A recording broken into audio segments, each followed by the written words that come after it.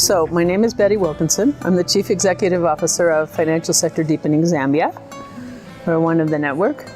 How I feel about the network is that it's a great gift because we have 11 organizations throughout the continent, and some even coming from beyond, who are all experiencing this market-based drive for financial inclusion.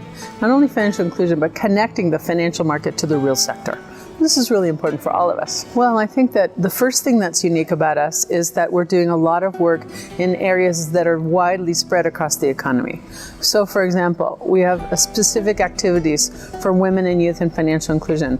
And with Zambia's average age, median age being 15 and a half years, we have half the population under that age. So it's really important for us to be paying attention to these issues.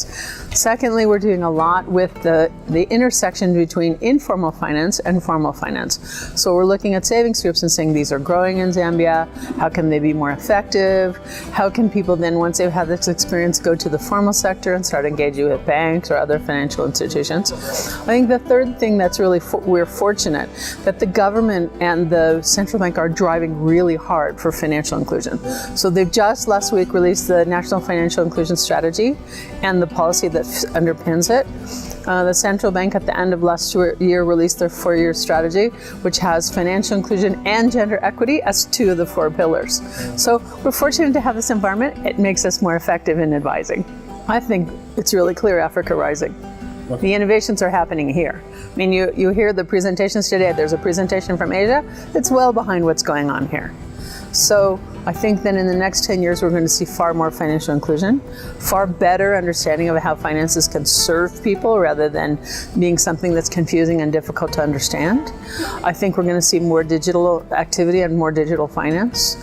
I also think that we're going to see better interaction between financial services and the real sector. So, for example, in Zambia, we have the Farmer Input Supply Program. Well, the government's decided to roll out weather-based crop insurance to every single poor farmer this year. So that kind of sort of interaction between public and private, I think, will also happen across Africa. So what's happening in the conference is that we're all sharing what we're doing.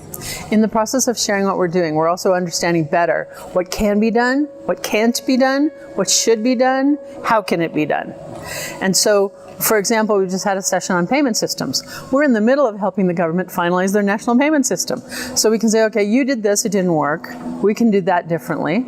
We did this, it worked better than what you had, or this didn't work so very well. So we're having those dialogues about who's doing what, how, and who pays, and how can we make sure that this is sustainable and that we can turn it over to the market as soon as possible.